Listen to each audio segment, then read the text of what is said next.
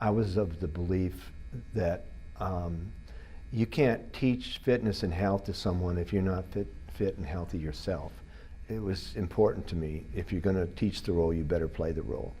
And that helped keep me young. You know, I still think like a young person in my own mind. Right. I don't think like an old person. I don't try to help people with their therapy, saying, "Boy, I don't know if you're going to do this." I was always a little bit pushy the other way and positive. So it helped me with my positive attitude, even taking care of people today. Hello, and welcome to this edition of the National Athletic Trainers Association Historical Commission Legacy video series. My name is Gunter, and I'm here talking today with Mark Smaha, a past president of the NATA. Today's date is March 15th, 2025. I had the great fortune of being one of Mark's students and starting my athletic career in his athletic training room at Washington State University in 1980. He was our head athletic trainer at the time. And it was a very different world in the athletic training room back then. We had 3 full-time athletic trainers in the athletic training room and 1 full-time curriculum director and curriculum instructor. Mark has an athletic training career spanning over 50 years. This included several leadership roles in the NATA, the Northwest Athletic Trainers Association, and the Washington State Athletic Trainers Association. Mark was the 6th president of NATA during the years of 1988 to 1992. Tell us about your growing up years, Mark. How did those years shape you as a young man? I was born and raised in a farm in Iowa, and my brother was 4 years older. Mom and Dad, we lived on a 200-acre farm. We raised cattle, hogs, and pigs. And so early on, you learned work ethic and the importance of work ethic. That's fantastic. Did you play sports in high school? I played football, basketball, and baseball. I love sports. My dad was a great athlete in sports in college and high school, but specifically in college. And he played both college basketball and college baseball. He wanted us to be able to have the same opportunity, as long as we understood that when we got home after football practice, we'd have to go out and help with the last few loads of corn while Mom went and made supper. And but that was okay. We had it was a great upbringing in hindsight. Not so much at the time, but certainly in hindsight. What brought about your interest in athletic training as a young man entering college? And when I entered college, I had a clue what I wanted to do, and I absolutely no clue. The only reason I went to college is because my brother did and my dad did.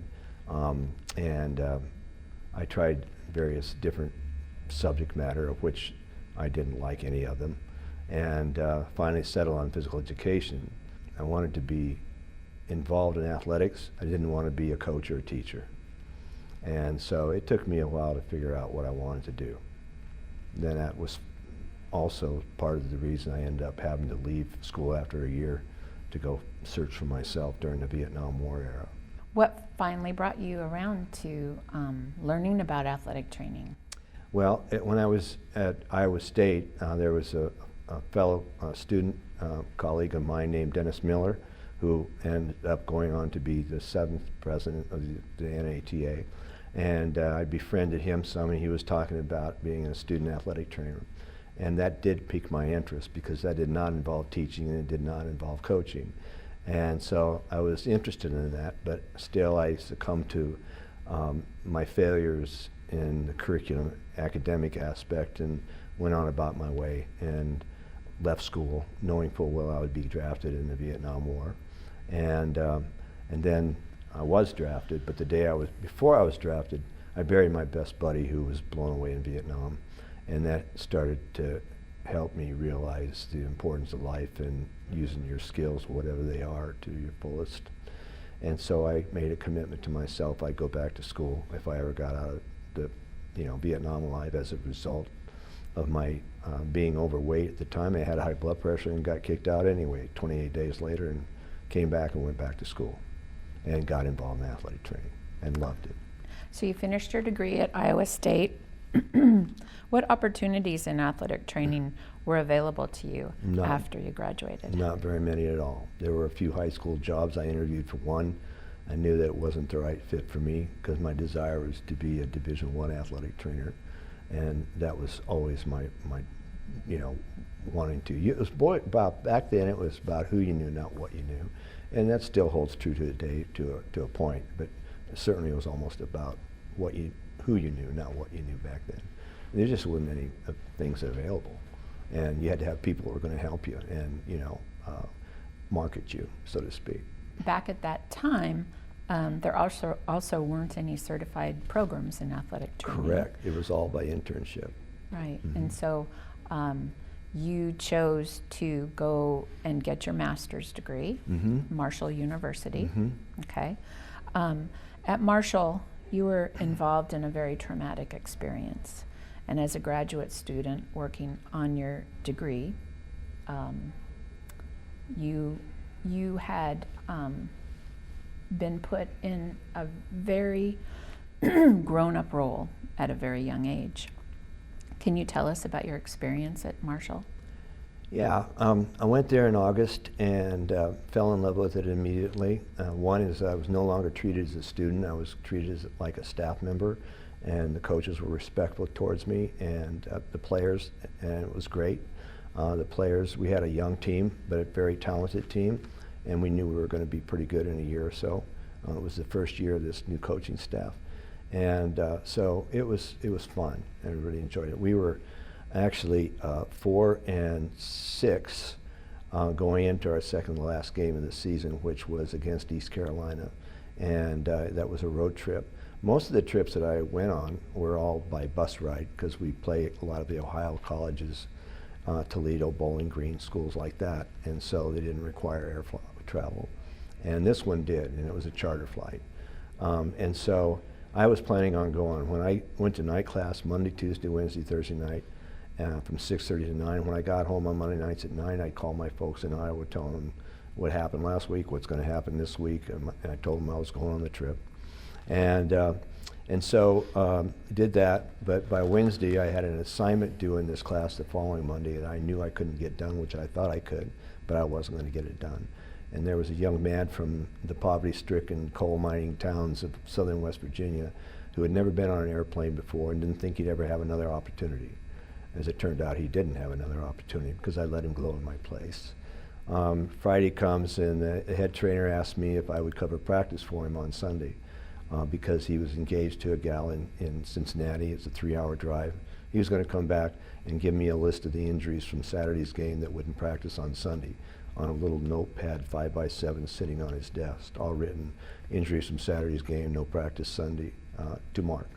And so at 7:45 on Saturday night, the game was over. We lost. It was nasty, rainy outside, and we were out to dinner with some friends from school and student housing. And there was an interruption in program, and on national news, a bulletin about a DC-9 jet that was down at Tri-State Airport in Huntington, West Virginia, believed to be the Marshall University football team. Well, obviously, they said down. I wasn't even thinking about crashed. And so I thought, I got to get to the airport. So I tried, but the radio came on and said, you can't get to the airport. It's all cordoned off. And so they said, go to the hospital. It's Cabell Huntington Hospital in West Virginia. I drove there and I walked into the emergency room, and it was like some scene you see on television, people yelling and screaming at each other, getting gurneys set up in the hallways and preparing for an onslaught of injured people.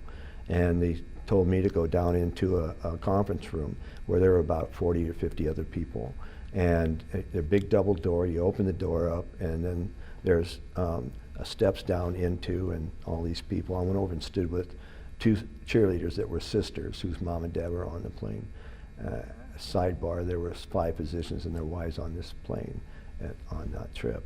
And one left 6 children, 12 and under orphan, on our head team physician.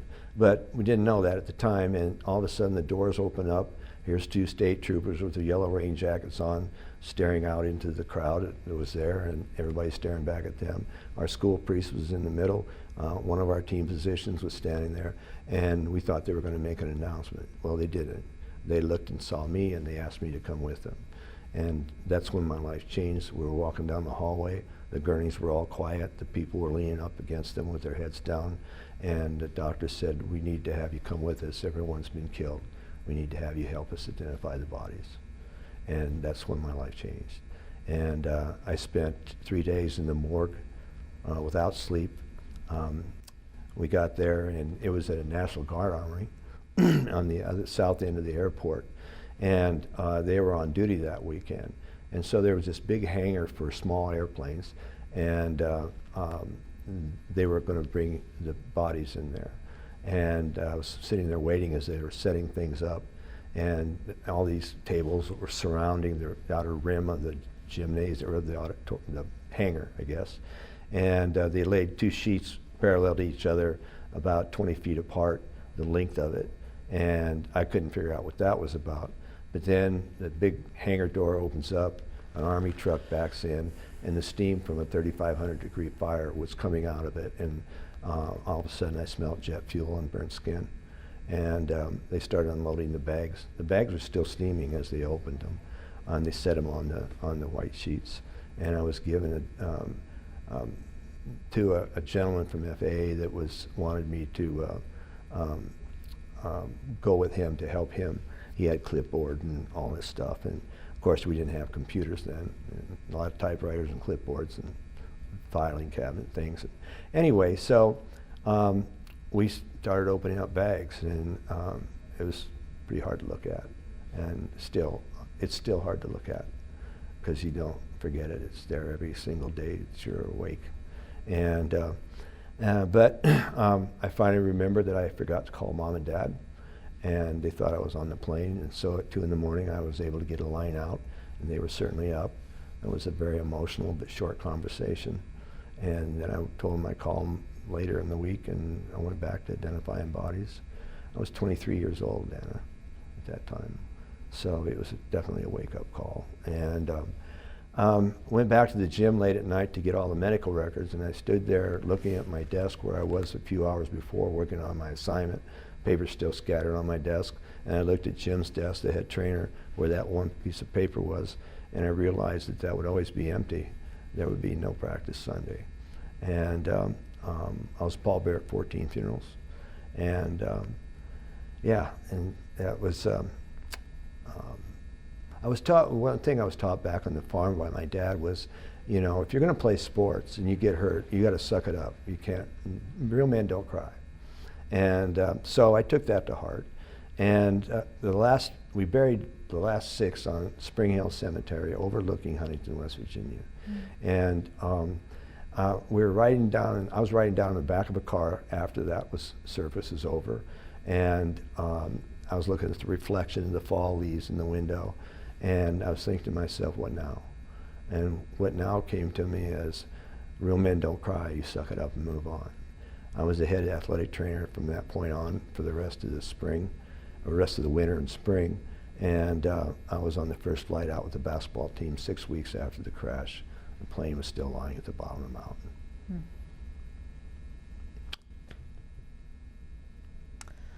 It's a lot to go through at 23 years old, and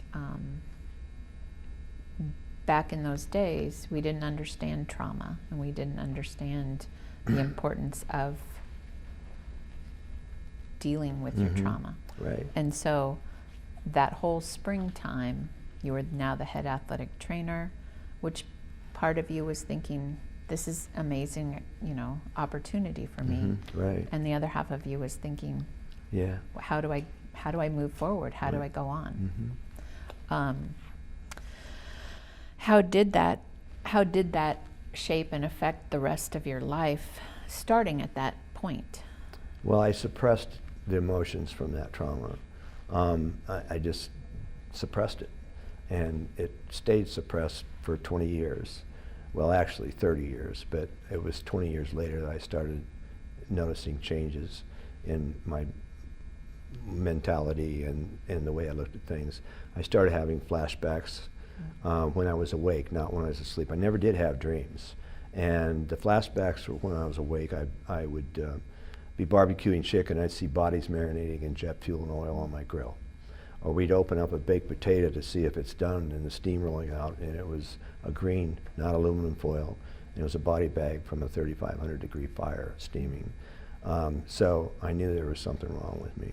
I was oftentimes moody, as you may remember as a student, but I didn't tell anybody why. I just tried to suppress it and never talked about it. How long did it take before those experiences started happening to you again? About 30 years, and it came back with a vengeance. So, like for instance, when the Columbine High School tragedy took place, I lost it. And I didn't cry.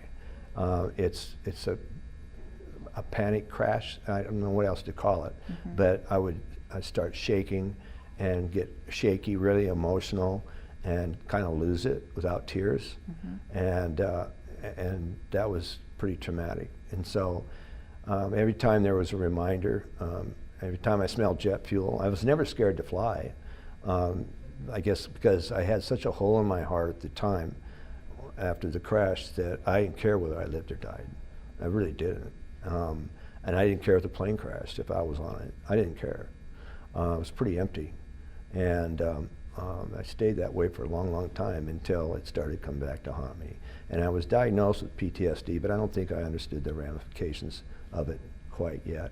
It took a few more years before it finally hit me, and I did crash and burn, and I did have to go get help, and I did. And I went through 8 months of outpatient EMDR for PTSD, which is a special technique they use to help people transfer short-term memory tragedy to long-term memory. As a result, I could talk about my experiences to you or to in front of 1,000 people or whatever, sharing my journey and how you deal with tragedy and get through tragedy. First and foremost, getting help, which I did not do for a long time. So I teach people not to do it the way I did it. And I thank you for all of the times that you've spoken to our groups, NATA, Northwest Athletic Trainers Association, and other groups too, and sharing your story. And I understand how that can be healing to you as well. It is, yeah. And it's been, I think, just so helpful to us individually as athletic trainers, but also as a group, and understanding that we need to help in other out. Yes, we do. Because there's a lot of trauma. Yes, there is. In and medical it doesn't have care. to be the worst sports disaster in, Right. in history. Right. And so I think in some ways you were instrumental in creating AT Cares, which is I'm glad to have that. yeah, something that we desperately need. Yes, we we all do. remember back in the day being at a high school all by Sure. ourselves Sure. and not having that Sure. support. And Yeah. so I'm grateful that people like you helped us pave that way. Thank you. How did that experience and your whole life experience inspire you to want to be a leader? I never thought of myself as a leader. I was never in pursuit of being a leader. The way I came about being in a leadership role was in 1978. I received a call from our district director asking me if I'd be considered serving as secretary treasurer of our district, and which would be voted on by the membership. Ironically, there were only about 75 certified athletic trainers in the region at that time. And I said, yeah, it sounds like fun. So I said, okay. And as it turned out, I voted for myself and my opponent voted for me. I won by 1 vote. Oh, gosh. I love that. But anyway, so I became the secretary treasurer, which matriculated into being on the board of directors. And so I was on the board of directors. Of the NATA. Yeah, starting in 1982. And that was pretty wild the first time, because it was in Seattle, our convention. And I had just left my home for my first wife and had my clothes in garbage bags and lived out of a courtesy car that was provided by the university, and had used my per diem to get to Seattle. So it was, I was pretty insecure at that moment, going through a lot of emotional stuff. right? And but only somebody with that kind of resiliency would tolerate those conditions and be able to come out of that a better person. So you did that. And so that's how you got involved in the NATA, by first being involved as a secretary treasurer of Northwest Association. You served on the board of directors for 6 years prior to running for president. What was it like being on the board of directors of the NATA? Well, my first experience, again, was in Seattle, and the thing I remember most about it was being handed a board book, which was going to have all the information we were going to have to go through over 5 days. And the meetings were then very long. They might go into the night. They might go as late as 4 in the morning, which was pretty ridiculous in hindsight. But there was no organization to the board book that was handed to me. And so it took me a long enough time to figure out what we were voting on. By the time I found it, it had already been voted on. And then to try to decipher and figure out the egos on everybody's individual egos within the board. And so it was an interesting first year. But I got my feet under me after the second and third year. Third year I was very effective. And from that point on, felt fairly effective. So did you have a desire to be a president of No. NATA? And No. no? No, I had never even thought about it. I was coerced into it. Somebody on the board and previous boards, including past presidents, encouraged me to run for president. And I thought, really? And so my wife, Jackie, and I sat and talked about it. I remember talking about it in October and whether I was going to enter or not. And there were 20 other people that had thrown their name in the hat. And so the board voted on 2 to run against the membership. I didn't know if I wanted to, but then we got to talking one night and I determined that if I didn't, I'd be left wondering. And so that's what prompted me to run, and I won. What were the main issues going on as you entered your time as the president of the NATA?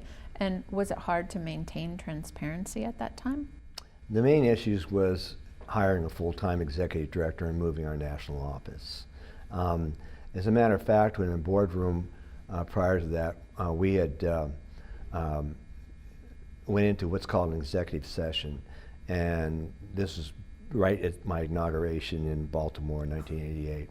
And so we asked the president at the time, Jerry Ray, and Otho Davis, executive director, to leave the room, and so we could talk about the move in the hiring a full-time executive director. Because originally we were going to hire a full-time, move the national office to Dallas, period. And that vote went down. They voted against that. Well, it was a 7-3 vote against. And we come back after lunch, and I thought, I'm going to get through this. Both sides of the issue had sat and worked something out, which I was none aware of.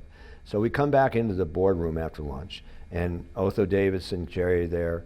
No, Jerry's not there. I'm president now. Is sitting beside me, and the vote goes around again to move the national office to Dallas, and it fails. And now there's a new motion.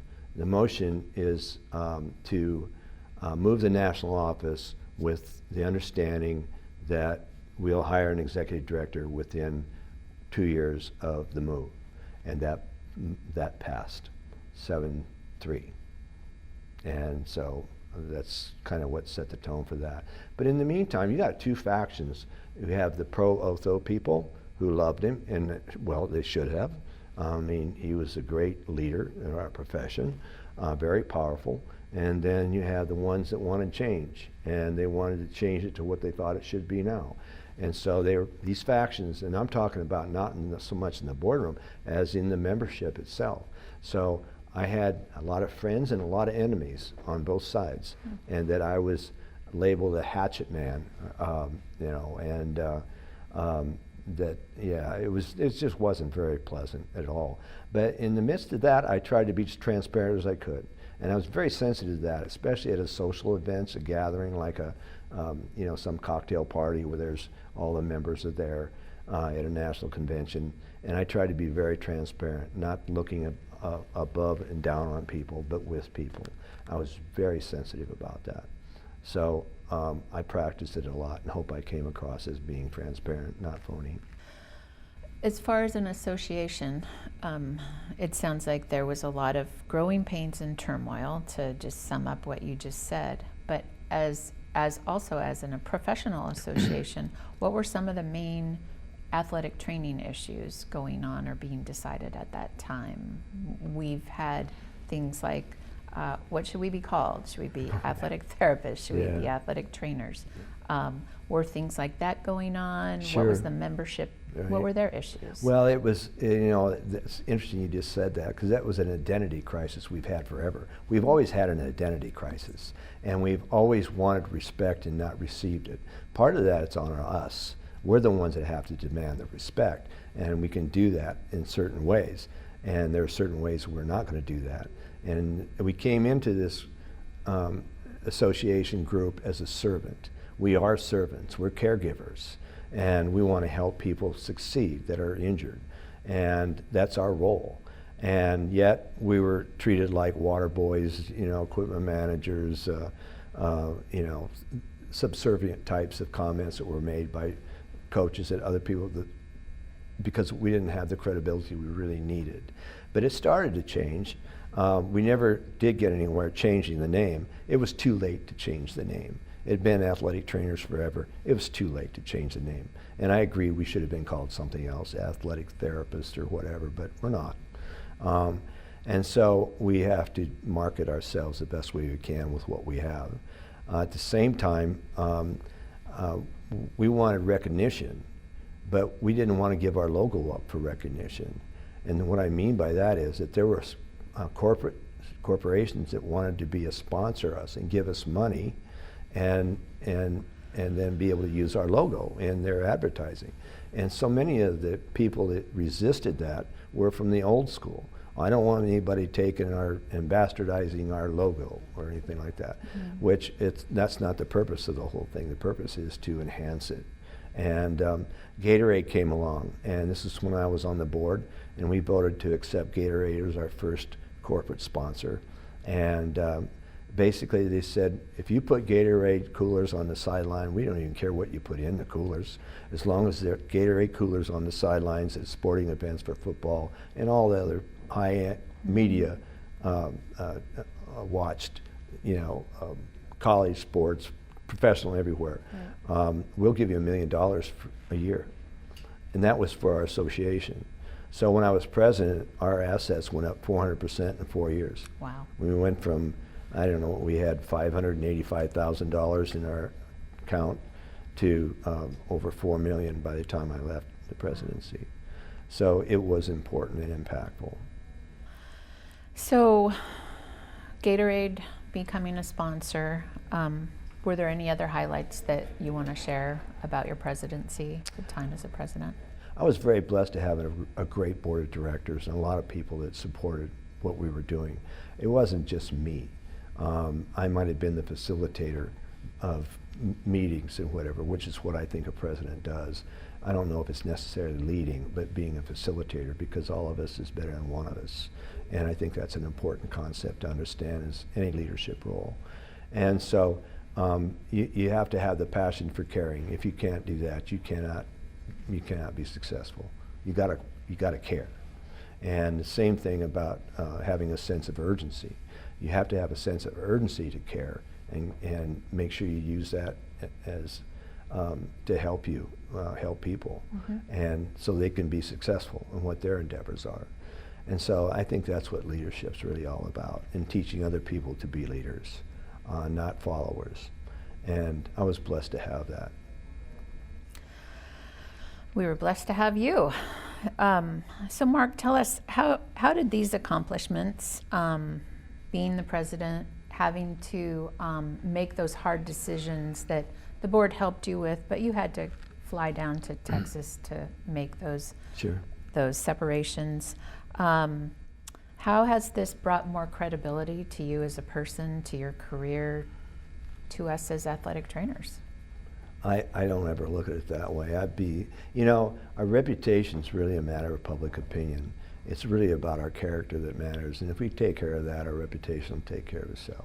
And so I leave that up to the other people to decide that. I'm very comfortable with what I did as president in retrospect. And I haven't heard too many people say they were uncomfortable with what I did as president. We were able to gain recognition by the American Medical Association as an allied healthcare profession, which was huge. And I think that was really a key thing to our credibility there. And I actually had absolutely nothing to do with that. And it was somebody else that spearheaded that, and God bless him, a guy named Bob Benke, who was a board member for years, and he's the one that spearheaded all that, and he deserves all the credit, not me. What do you see as the future of athletic training now? Does it look bright to you? In some respects it does. I'm probably sound old school when I say this, but I still believe that young people coming into this profession need to have the book knowledge and et cetera to be successful. But at the same token, they need the personal experience. And I don't think that they're creating that. I think that they're making certified athletic trainers coming off of an assembly line that are robotic-like in the sense that they have no skills in dealing with coaches, parents, and communication issues, and just the experience in the heat of the moment, and making a decision whether an athlete plays or doesn't play, if they're the only ones available to make that decision. And so I think that they still need more hours in the clinical setting, no matter where it is, whether it's sports medicine clinics or whether it's a high school. Our biggest need is in the high school. It always has been and always will be. I